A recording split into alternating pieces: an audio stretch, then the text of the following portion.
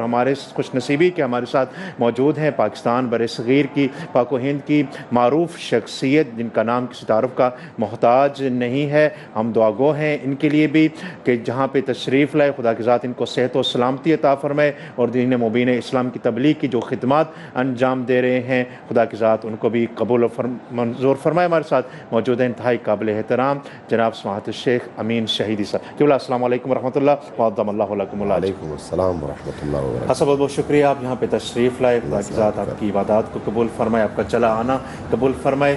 ابتدائی جملوں کے طور پر میں چاہوں گا کہ خود آپ نے اپنی آنکھوں سے جو دیکھا کربلا سے نجف کے کا جو سفر ہو رہا ہے نجف سے کربلا کے درمیان, اس کو اپنی آنکھوں دیکھا حال ہمارے ناظرین کی خدمت پیش کیجیے گا.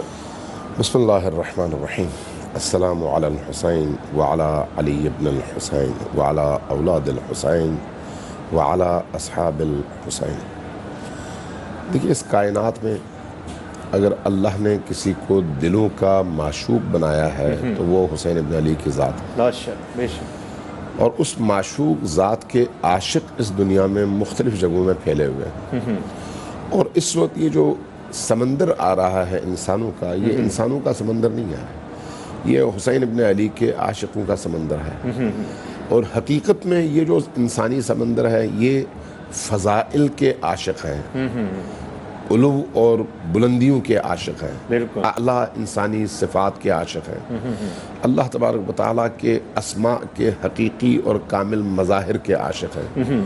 اس لیے کہ وہ تمام کی تمام صفات جس ہستی میں جمع ہیں اور جس ہستی نے اپنے پاکیزہ سرخ لہو کے ذریعے سے ان صفات کے مظہر ہونے کا ثبوت بھی دیا اور انسانیت کو جینے کا ایک اسلوب اور زندہ رہنے کا طریقہ اور سربلند اور عزت والی زندگی گزارنے کی روش دکھائی, وہ حسین بن علی ہیں. اس اعتبار سے جب آپ عراق کے اندر بھی اور عراق سے باہر بھی لوگوں کو دیکھتے ہیں کہ جس انداز میں سارا سال وہ محنت کر کے پیسہ کما کر اور پائی جوڑ کر, چاہے جس طرح کا بھی ان کا سٹیٹس ہو, کسی نہ کسی صورت میں اس متبرک اور مقدس ترین مقام پر آنے کی کوشش کرتے ہیں. وہ اپنی مثال آپ ایک ایسی روش, ایک ایسی سنت ہے جو حقیقتاً اپنی مثال آپ ہی ہے, کوئی اور چیز اس کی مثال نہیں ہے, وہ خود اپنی مثال آپ. اس اعتبار سے جب آپ ان تمام روٹس پر, ان تمام شاہراہوں پر کربلا کی طرف معجزن ان عاشقوں کے قافلوں کو دیکھتے ہیں تو آپ دیکھتے ہیں کہ کچھ ایسے بھی ہیں جن کے پاؤں میں جوتے نہیں ہیں, کچھ ایسے بھی ہیں جو ننگے پاؤں چل رہے ہیں اور سر پر سایہ نہیں ہے اور گرمی 50 ڈگری سے زیادہ ہے اور تپتی ہوئی دھوپ میں اور گرم تارکول کی سڑک پر.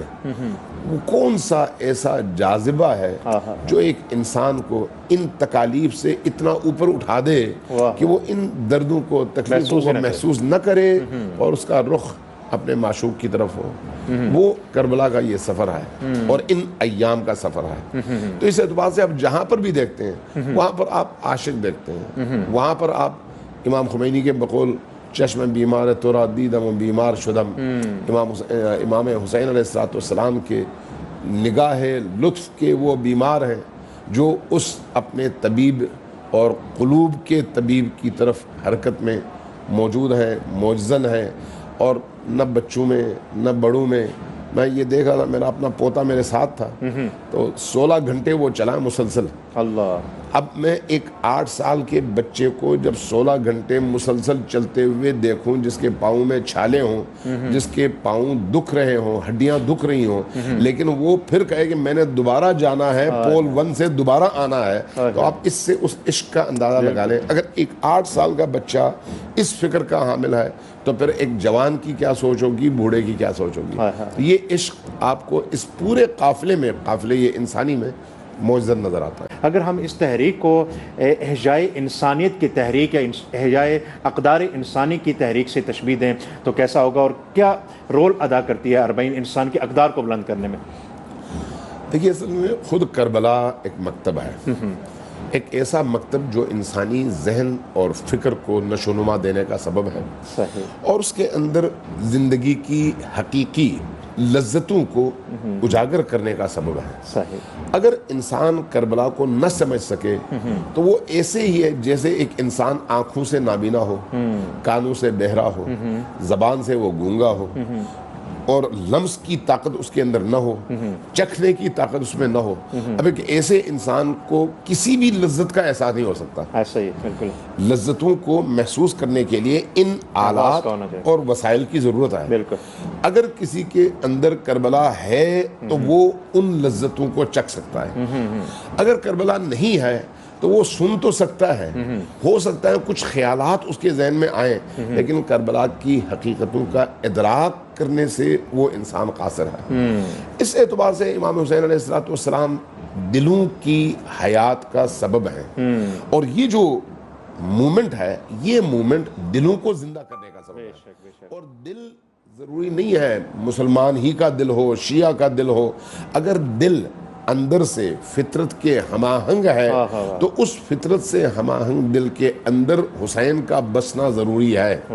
لہٰذا آپ اگر اقدار اور ویلیوز کے اعتبار سے دیکھیں تو اس عظیم ترین ہستی کی بارگاہ میں حتیٰ وہ لوگ بھی سر جھکانے کو تیار ہو جاتے ہیں جو خود خدا کی بارگاہ میں سر نہیں جھکاتے. کیا بات. آپ کو تعجب ہوگا نا کہ ہندو اس بارگاہ میں آتے ہیں, بالکل پوجتے بدھ کو ہیں, لیکن اپنا پیشوا حسین ابن علی کو مانتے ہیں. سکھ یہاں پر آتے ہیں, مسیحی یہاں پر آتے ہیں, حتیٰ یہودی یہاں پر آتے ہیں, ایتھسٹ یہاں پر آتے ہیں. یہ دنیا کا کون سا ایسا مکتب, کون سی ایسی آئیڈیالوجی ہے جس کے سامنے حسین ابن علی کے کردار کو اگر رکھا جائے تو وہ سر جھکانے پر اور سر تسلیم خم کرنے پر مجبور نہ ہو, مگر یہ کہ اس کا دل اتنا ٹیڑھا ہو کہ اس کو کوئی حق کی بات, روشنی کی بات سمجھ ہی نہ آئے. اقدار انسانی اور اربعین کا اجتماع اس حوالے سے آپ گفتگو فرما رہے تھے. صاحب ہم دیکھتے ہیں اس دنیا میں جب آج کی اس ماڈرن دنیا کو ہم دیکھتے ہیں تو بہت ساری ایسی چیزیں ہیں کہ جو ختم ہو چکی ہیں. بڑوں کا احترام ہو جائے, چاہے غریب پروری ہو جائے یا غریبوں کو نوازنا ہو جائے, یہ ساری اقدار ختم ہوتی جا رہی ہیں. اور اس اربعین پہ جب ایسے لوگ دنیا سے آتے ہیں تو دیکھتے ہیں یہاں تو دنیا ہی کچھ اور ہے. یہ کیا فرق ہے؟ دیکھیے, اگر اربعین سے ہٹ کر اور اربعین کے بعد, قبل و بعد کے معاشرے کو دیکھیں تو آپ کو ہر طرف مختلف قسم کی برائیاں نظر آئیں گی. بالکل. لیکن اربعین کے ایام میں جو کہ مخصوص ہے امام حسین علیہ السلام سے, معاشرہ تو وہی ہے لیکن ویلیوز بدل جاتی ہیں. بالکل. اور وہ ویلیوز نظر آتی ہیں. اس کا مطلب کیا ہے؟ کیا یہ لوگ اس سے پہلے اور بعد میں اسی معاشرے میں نہیں تھے لیکن دیکھنے والی آنکھیں انہیں نہیں دیکھ رہی تھی. لوگوں کو بظاہر جو کرپٹ لوگ ہیں اور کرپٹ پریکٹسز ہیں وہ نظر آ رہی تھی. لیکن اس موقع پر امام حسین علیہ السلام کا عشق ان پاکیزہ فطرت لوگوں کو نکھار کر سامنے لے آتا ہے اور بتاتا ہے کہ میرے ماننے والے اس طرح کے ہوتے ہیں. اور یہ امام حسین علیہ السلام کا واقعا کرم ہے کہ آپ کسی اور ہستی اور شخصیت کے حوالے سے دنیا میں تلاش کریں کوئی ایسا فرد جس نے انسانی قلوب کو پورے عالم میں اس طرح سے متاثر کیا ہو کہ اس شخصیت کی راہ میں 1400 سال بعد جان دیتے ہوئے, بچہ دیتے ہوئے, مال دیتے ہوئے, ہر طرح کی قربانی دیتے ہوئے انسان لذت محسوس کرے, خوشی محسوس کرے. کائنات میں کوئی ایسا انسان نہیں ہے. اگر ہے تو وہ حسین ابن علی کی ذات ہے. اس اعتبار سے امام حسین علیہ السلام چونکہ مظہر ہیں اللہ کی تمام تر ان کمالی صفات کے, لہٰذا جب امام حسین علیہ السلام ان صفات کے مظہر ہیں تو جو بھی امام حسین سے جڑتا ہے کوشش کرتا ہے کہ وہی صفات اس میں متجلی ہوں. بالکل بالکل. ہر شخص اپنے ظرف کے مطابق ان صفات کو اپنے اندر سمو سکتا ہے جس کا جتنا ظرف ہے. لہٰذا آپ یہاں پر دیکھیں گے اگر کوئی بندہ غریب ہے تو وہ ایک کھجور کی حد تک, اس سے امیر ہے تو وہ اس سے بڑی سطح پہ, جو زیادہ پیسے والے ہیں وہ اس سے بھی بڑی سطح پہ. لیکن ہر ایک کو حسین ابن علی کی محبت اور ان کا عشق کچھ نہ کچھ دے کر جاتا ہے, اور جو بھی انسان اٹیچ ہوتا ہے اس کے اندر کچھ نہ کچھ وہاں سے منتقل ہوتا چلا جاتا ہے. صحیح. اس اعتبار سے امام حسین علیہ السلام اقدار اور ویلیوز کے امام ہیں، اور جو بھی امام حسین سے جڑتا ہے دیکھتا ہے کہ اس پورے روٹ پہ ابھی یہ جو تقریباً 70-80 کلومیٹر 90 کلومیٹر کا فاصلہ یہاں سے نجف کا ہے، اور اسی طرح سے باقی شہروں کا، تو اگر آپ ان شہروں کے درمیان فاصلوں کو دیکھیں، لوگوں کی تھکن کو دیکھیں، اور پھر ان تھکے ماندے زائرین کی خدمت کرنے والے لوگوں کے جذبے کو دیکھیں، تو آپ کو واقعی حیرت ہوگی۔ پہلے شاید آپ ہی نے ایک جملہ ادا کیا تھا کہ کیمرے ان چیزوں کو نہیں دکھا سکتے، بالکل ایسا ہی ہے۔ انسان جب تک اس کیفیت سے نہ گزرے اس وقت تک دیکھ کر ان چیزوں کو محسوس نہیں کر سکتا، جب تک ان کیفیات سے نہ گزرے۔ میں نے یہاں پر بچوں کو دیکھا ہے، میں نے وہ جو معصوم 3 سال کے بچے کو دیکھا ہے جو ہاتھوں میں ٹیشو اٹھائے، کچھ نہیں کر سکتا وہ بچہ، تو کم از کم اپنی وزن اور جثے کے برابر ٹیشو کا ڈبہ اٹھا کر کھڑا ہے، اور ہزاروں زائرین گزر رہے ہیں، اس سے ٹیشو اٹھا رہے ہیں اور اس کے ماتھے کا بوسہ لے کر آگے بڑھ رہے ہیں۔ اسی طرح سے ننگے پیر وہ خواتین جن کے چہرے کی جلد جو ہے جل کر سیاہ ہو چکی ہے، اس لیے کہ دھوپ میں انہوں نے کام کیا ہے، اور یہاں پر بھی دھوپ میں کھڑی ہیں، صبح سے شام تک جو لوگ چل رہے ہوں ان کی حالت اور ہوتی ہے، جو اس کڑی دھوپ میں انسان کھڑا ہو اس کی حالت اور ہوتی ہے، اس کی حالت اور ہوتی ہے۔ اب وہ بوڑھی خاتون صبح سے شام تک اپنے ہاتھ میں کھجور اور باقی تمام چیزوں کی ٹوکریاں لیے اگر کھڑی ہے، اور ہر زائر کے سامنے لپک لپک کر جاتی ہے کہ امام حسین یہ تم زائر ہو، ایک لقمہ کھا لو تاکہ حسین مجھ سے راضی ہو، یہ عشق آپ کو دنیا میں کہاں ملتا ہے؟ بالکل اس عشق کی کیفیت کو کون محسوس کر سکتا ہے جو اس کیفیت سے خود گزر رہا ہو؟ لہٰذا میں نے اس روٹ پہ عجیب و غریب قسم کے مناظر دیکھے ہیں۔ اب جب رات ہوتی ہے تو آپ یہ دیکھتے ہیں کہ آپ اگر کسی ٹینٹ میں، کسی ٹینٹ ہی کو موکب کہا جاتا ہے، اگر آپ کسی ٹینٹ میں بیٹھے ہوئے، بندہ آئے گا آپ سے کہے گا بھئی گھر حاضر ہے، اے سی کمرہ ہے، نیا بستر ہے، نیا کھانا ہے، جس طرح کا آپ چاہیں، اور وہاں پر جتنے بھی لوگ ہوں، جس طرح کے بھی لوگ ہوں، سب کو اٹھا کر اپنے گھر لے جائے گا، اور اس کے پاس جتنی بھی اچھی چیزیں موجود ہیں وہ خود نہیں بلکہ ان زائرین کے سامنے پیش کر دے گا، اور اگلے دن تک ان کو مہمان بنائے گا جب تک وہ زائر خود نہ جائیں، اس وقت تک ہر طرح کی ان کی خدمت کر کے اس خدمت کو اپنے لیے سعادت سمجھے گا۔ وہ تو چاہتے ہی نہیں ہے کہ جائیں مہمان۔ جی بالکل۔ اور اسی طرح سے یہ جو زائرین گزر جاتے ہیں، ان کے روڈ سے گزرنے کے بعد میں نے یہاں پر لوگوں کو دیکھا کہ ان کے قدموں کی خاک کو اٹھا کر بوریوں میں بھر کر لے جاتے ہیں۔ میں نے ایک سے پوچھا یہ آپ کیا کرتے ہیں؟ کہا کہ جب ہم ان زائرین حسین کے قدموں کی خاک لے جا کر اپنی زمینوں پر چھڑکاؤ کرتے ہیں اور ہل چلاتے ہیں تو ہماری فصلیں بابرکت ہوتی ہیں۔ اب آپ اس سے اندازہ لگا لیں، اگر زائر حسین کے قدموں کی خاک کا یہ عالم ہے تو خود حسین ابن علی کا کیا عالم ہوگا؟ اس لیے اس عشق کو سمجھنے کے لیے زندہ دل چاہیے، نورانی دل چاہیے، بصیرت چاہیے، اور الہی نور چاہیے، تاکہ انسان اس کا ادراک بھی کر سکے اور اس بارگاہ میں صرف اپنا سر نہ جھکائے، اس کا دل تسلیم خم ہو۔ بے شک ہم جو زائر بن کر ایک انسان یہاں پہ آتا ہے، آپ کیا سمجھتے ہیں اس کو کس طریقے سے چلنا چاہیے، کیا کرنا چاہیے کہ اس کی زیارت پھر زندگی کی ایک یادگار چیز بن جائے؟ دیکھیں میں دو پہلوؤں سے کچھ عرض کرنا چاہوں گا۔ جی ضرور۔ پہلی بات تو یہ ہے کہ شاید یہ اس کو اگر آپ کہیں ایک معجزہ ہے امام حسین کا تو یہ غلط نہیں ہے۔ بالکل ایک ایسا معجزہ کہ یہاں پر کربلا تقریباً 20 لاکھ کی آبادی کا شہر ہے، جی اور اس 20 لاکھ کی آبادی میں 2 کروڑ سے زیادہ لوگ، بعض اوقات تو شاید 4.25 کروڑ لوگ آئے، بہت بڑی تعداد بھی آئی ہے۔ جب اس چھوٹے سے شہر میں اتنی بڑی تعداد میں لوگ سما جاتے ہیں، کیسے سماتے ہیں؟ ایک سوال ہے یہ، بالکل ہر اہل عقل سے پوچھا جانا چاہیے یہ لوگ کیسے سما لیتے ہیں؟ اچھا وہ جو گنتی اور کاؤنٹنگ ہے وہ آپ کا کمپیوٹر کر رہا ہوتا ہے، یعنی ایسا نہیں ہے کہ کسی نے مبالغہ آرائی کی ہو، بالکل کاؤنٹنگ مشینیں ہیں۔ آپ کے حج کے اجتماع میں بہت زیادہ کوئی تعداد ہو تو 35 لاکھ ہوتی ہے، لیکن پوری مملکت سعودیہ کی پوری مشینری اس پر گماشتہ ہوتی ہے اور وہ جا کر اس کو مینج کرتی ہے، اس کے باوجود بڑے بڑے حادثات ہوتے ہیں، ہزاروں لوگ کئی دفعہ جان بحق ہوئے، اور جب آدمی وہاں سے لوٹتا ہے تو بیمار لوٹتا ہے، اس گرمی کی وجہ سے، اس سفر کی مشکلات کی وجہ سے۔ اچھا وہاں پر آپ دیکھتے ہیں جب حج پہ آدمی جاتا ہے تو جیب میں پیسے بھر کر جاتا ہے، جب واپس آتا ہے تو جیبیں خالی ہوتی ہیں۔ لیکن یہاں پر یہ کیسا معجزہ ہے جہاں پر انسان کو اس پورے سفر میں اپنی جیب میں ہاتھ ڈالنے کی ضرورت ہی محسوس نہیں ہوتی، کبھی اس کو محسوس نہیں ہوتی۔ یہ کیسا سفر ہے جس میں یہ کروڑوں لوگ، ان میں سے کوئی ایک بھی پیاسا نہیں ہوتا، بالکل ایسا ہی، کوئی ایک بھوکا نہیں رہتا، کوئی ایک ایسا نہیں ہوتا جس کو رہنے کو جگہ نہ ملی ہو، کوئی ایک ایسا نہیں ہوتا جو دھوپ میں سو رہا ہو، کوئی ایک ایسا نہیں ہوتا جس کو پنکھے کی ہوا نہ ملی ہو، کولر کی ہوا نہ ملی ہو، ایئر کنڈیشن کا ماحول نہ ملا ہو، سب راضی جاتے ہیں۔ یہ کیسے ہوتا ہے؟ یہ خود اپنی جگہ ایک بہت بڑا معجزہ ہے، یہ چھوٹا معجزہ نہیں ہے۔ میں خود کوشش کرتا تھا کہ ڈائٹنگ کروں، میں اپنی محسوسات آپ سے شیئر کروں۔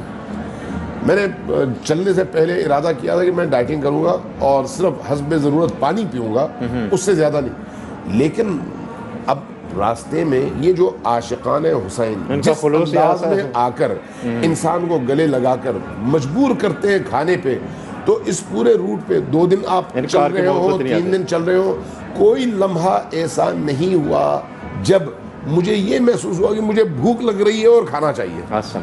یہ اس روٹ کی برکت ہے اور پھر کھانے کی برکت۔ آپ یہ دیکھیں نا 2 کروڑ سے زیادہ، یعنی میں نے عرض کیا اب اس دفعہ کاؤنٹنگ ہوگی تو پتہ چلے گا کہ کیا تعداد ہے، تو یہ جو اوسط تعداد ہے وہ تقریباً 3 کروڑ کے لگ بھگ تعداد ہو جاتی ہے، 2 سے کچھ اوپر، 4 سے کچھ نیچے۔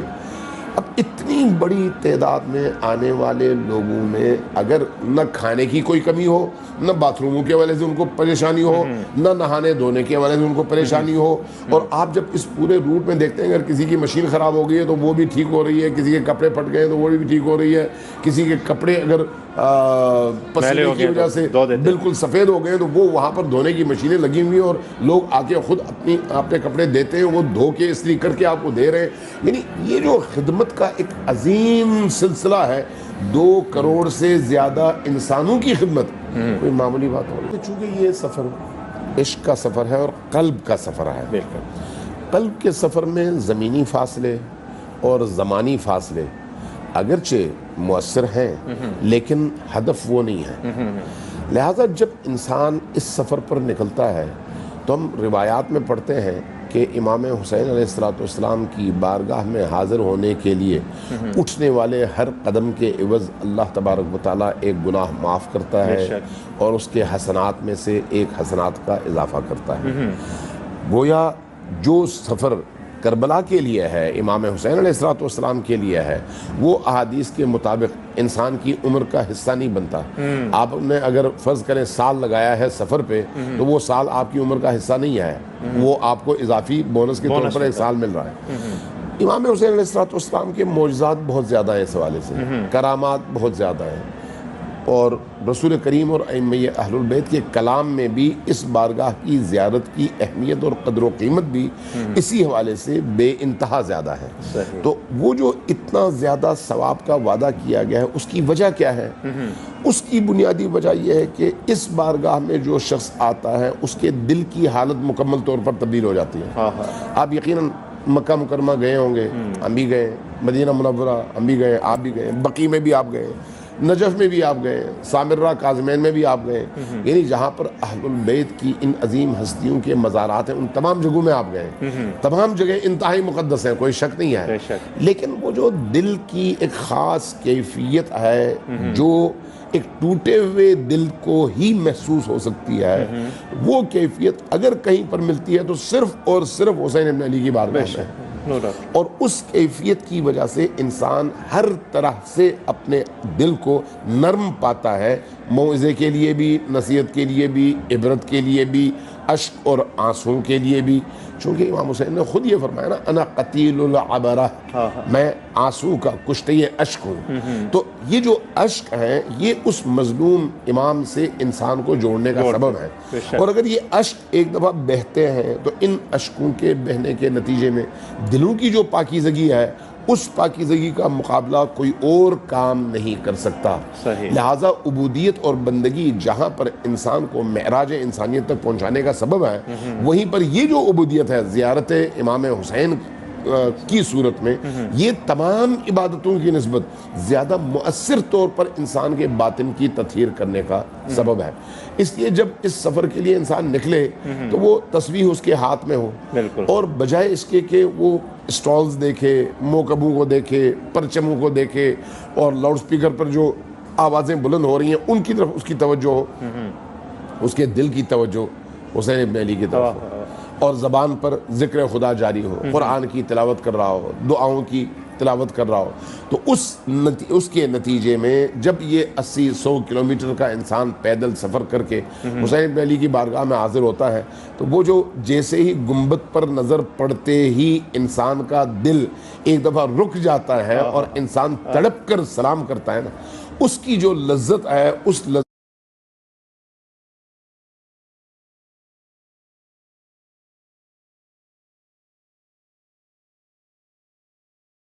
کو آپ کسی اور جگہ کبھی محسوس ہی نہیں کر سکتے.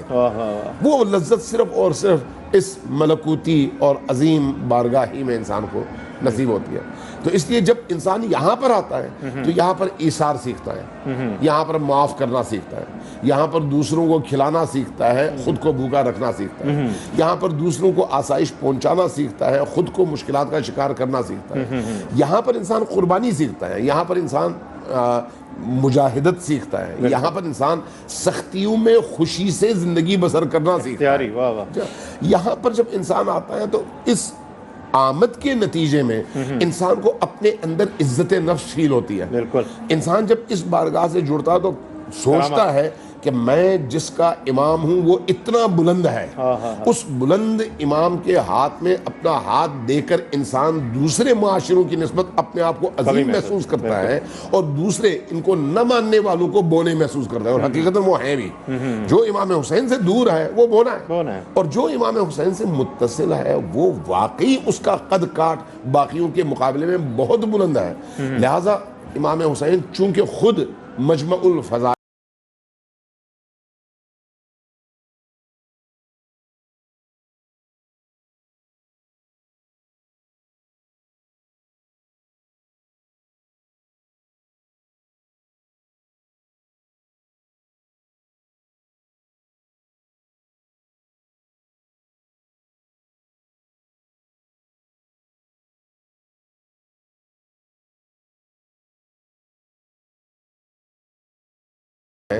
ان کا مزار، ان کی قبر اطہر، ان کا یہ حرم، اور اس حرم میں یہ جو انبیاء کی زیارت کے لیے آمد کے حوالے سے ہماری روایات ہیں، فرشتوں کے نزول کے حوالے سے شب اور روز نزول ملائکہ کے حوالے سے روایات ہیں. یہ روایات بتاتی ہیں کہ بھئی جب اس سرزمین میں، اس حرم میں آپ آتے ہیں تو یہ ایک ملکوتی حرم ہے، ایک پاک فضا ہے اور ایک نورانی فضا ہے. اس نورانی فضا میں جب آپ کھڑے ہوتے ہیں تو آپ اپنے اندر نور کو جذب کر رہے ہوتے ہیں. آپ اگر کسی عطار اور کسی عطر فروش کی دکان میں چلے جائیں تو وہاں پر اگر آپ 10 منٹ 15 منٹ بیٹھ جائیں تو آپ کو خوشبو محسوس بھی ہوگی، اور جب آپ نکلیں گے عطر لگائے بغیر بھی تو آپ سے خوشبو آ رہی ہوگی. امام حسین کائنات کی سب سے عظیم خوشبو کا نام ہے. اس بارگاہ میں، اس حرم میں جب آپ کچھ دیر کے لیے بیٹھتے ہیں تو آپ پر حسینی رنگ چڑھتا ہے. اس میں پھر منیت نہیں ہوتی، خود پسندی نہیں ہوتی، خود خواہی نہیں ہوتی، اپنی ذات کے لیے جینے کا جذبہ ماند پڑ جاتا ہے. انسان وہ تمام جد و جہد جو روزے کی ریاضت سے، بھوک کی ریاضت سے، نماز تہجد کی ریاضت سے جو کمالات حاصل کرنا چاہتا ہے، امام حسین علیہ السلام کی زیارت اگر اس معرفت کے ساتھ ہو تو وہ تمام کمالات یکجا انسان کو حاصل ہو جاتے ہیں. واہ واہ واہ. اصل ایک لہجہ ہوتا ہے، ایک زائر جو جہاں پہ آتا ہے اس کی اس زیارت کے دوران ایک لہجہ آتا ہے، تب وہ اتنا طویل سفر کر کے پہلی نگاہ جب گنبد پہ اس کی پڑتی ہے تو عجیب سا عشق کا ایک لہجہ ہوتا ہے. اور میں چاہوں گا کہ اس ایک لہجے کو وہ قیمتی بنائے، اور آپ ایز اے زائر بھی اس کو بتائیے اور ایز اے عالم دین بھی ان کو بتائیے کہ اس کو کس چیز کی طلب کرنی چاہیے اس لہجے کے موقع پہ. دیکھیے امام حسین علیہ السلام کی قبر اطہر پر دعاؤں کی قبولیت باقی تمام جگہوں سے زیادہ تیز ہے، بالکل۔ اس لیے قبے کے نیچے جب انسان آتا ہے دور سے سلام کرنا وہ اپنی جگہ، لیکن حائر کے اندر اور قبے کے نیچے جو دعا مانگی جاتی وہ کسی بھی صورت میں رد نہیں ہوتی۔ اب سوال یہ ہے کہ انسان کیا مانگے؟ جب قبر حسین پر، گنبد حسین پر نگاہ پڑے تو رحمت کے دروازے کھل گئے، اب اس کے مانگنے کا وقت ہے۔ اس کو مانگنا کیا چاہیے؟ بالکل بالکل۔ بچہ ہوگا تو چاکلیٹ مانگے گا، بالکل۔ جوان ہوگا تو وہ اپنی دانست کے مطابق کوئی ایسی چیز مانگے گا جو اس کی جوانی کی ضرورتیں ہیں، لیکن جو صاحب معرفت ہوگا وہ ان چیزوں سے بہت ماورا ہوگا۔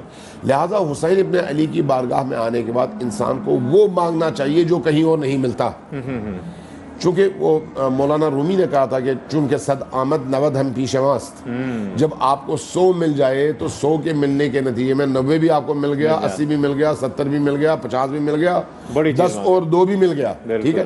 تو حسین ابن علی سے آپ خدا مانگیں، حسین ابن علی سے خود حسین کو مانگیں، حسین ابن علی سے ان کی رضا مانگیں۔ اگر انسان مرضی حسین کے مطابق ڈھل سکے اور نظر عنایت حسین کا مستحق بن سکے تو ساری کائنات اس کی نگاہوں میں ہیچ ہے، ساری دنیا مل کر اس نگاہ کا مقابلہ نہیں کر سکتی۔ لہذا حسین سے حسین ابن علی کو مانگیں۔ اگر حسین ابن علی مل جاتے ہیں تو آپ کو ہر چیز مل گئی ہے۔ خود امام حسین علیہ السلام روزہ رکھتے تھے، خود بھوکے رہتے تھے، اور گھر کے دروازے پر آنے والے فقیر کو اپنا کھانا کھلاتے تھے۔ اہل البیت کا گھرانہ تو وہی گھرانہ ہے نا۔ بالکل۔ حل اتی علی الانسان، اگر آپ سورہ انسان کی آیات کو پڑھیں، سورہ دہر کی، تو سورہ دہر کی آیات میں انما نطعمکم لوجہ اللہ لا نرید منکم جزاء ولا شکورا کی آیات میں جو چیز متجلی ہے وہ کیا ہے؟ ان ہستیوں کی زندگی سخت گزری ہے لیکن انہوں نے دوسرے انسانوں کو ہمیشہ آسائش فراہم کیا، خود بھوکے رہے، دوسروں کا پیٹ بھرا، خود پریشان رہے، دوسروں کو سکون پہنچایا، خود درد اٹھایا اور دوسروں کو آسودگی فراہم کی۔ تو حسین ابن علی وہ ہستی ہیں، اگر حسین ابن علی انسان کو مل جائیں تو یقین جانیے دنیا کی ساری مشکلات دور ہو جائیں گی، اور وہ جو انسان جن احساسات کی وجہ سے مشکلات کی تلخیوں کو فیل کرتا ہے وہی مشکلات اس کے لیے لذتوں اور شیرینی اور مٹھاس میں بدل جائے گی۔ اگر آپ حضرت زینب سلام اللہ علیہا کے وہ جملے دیکھیں جو دربار یزید میں دمشق میں مسجد اموی میں بنت علی نے یزید کی آنکھوں میں آنکھیں ڈال کر جو ارشاد فرمائے، وہ جملے کیا ہیں؟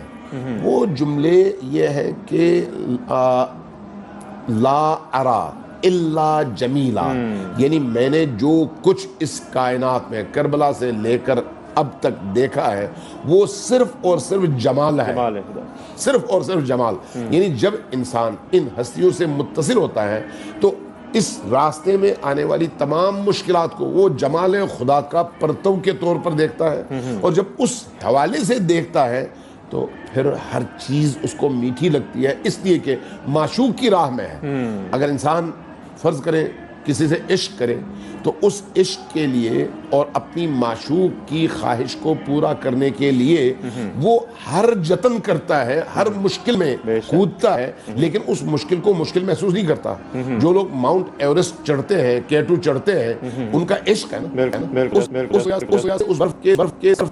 وہ یا نبی کریم اور علی ہے یا آل علی ہے۔ لہٰذا حسین ابن علی اس قافلے کے سالار ہیں جو انسانوں کی نجات کا سبب بھی ہے اور ان کے دلوں کو زندہ کرنے کا سبب بھی ہے۔ بنابراین اگر کوئی شخص امام حسین سے جڑ جائے تو وہ یقیناً خدا سے جڑ گیا، اس لیے کہ امام حسین علیہ السلام زمین پر خدا کے ولی اور حجت کا نام ہے۔ حجت خدا کا کام ہی یہی ہوتا ہے کہ انسان کا ہاتھ تھامے اور اپنے رب کے ہاتھ میں دے دے۔ آسان کیوں بہت بہت شکریہ، آپ تشریف لائے، اپنا قیمتی وقت دیا، اور انشاءاللہ ہمارے ناظرین نے آپ سے استفادہ کیا ہوگا، اور ہم آپ سے ناظرین کی جانب سے طلب کرتے ہیں کہ انشاءاللہ آپ ان کے لیے نائب الزیارہ ہوں گے انشاءاللہ۔ سلامت رہیں۔ ناظرین کرام، پروگرام اپنے اختتامی مرحلے میں داخل ہو چکا، اور جیسا کہ آغا صاحب نے بھی کہا کہ اتنی بڑی ہستی کے پاس آئے ہیں تو بہت کچھ مانگنا چاہیے کہ جو بڑا ہونا چاہیے، اور ہم سب की एक ही बड़ी दुआ है, बड़ी तलब है, और आका इमाम हुसैन अलैहिस्सलाम का रोज़ा है। और सबसे बड़ी तलब यही है कि हमारे ज़माने के इमाम का ज़ुहूर हो जाए और हम इस अरबईन के ज़रिए, इस अज़ा बुकाओ मजालिस अज़ा के ज़रिए अपने आप को इस काबिल बना सकें कि आका व मौला की खिदमत में हाज़िर हों। अपनी दुआ में याद रखिएगा। आप सब के लिए बारगाह सैयद शुहदा में नाइब ज़ियारा भी हैं और दुआगो भी हैं। अल्लाह हाफ़िज़ नासिर।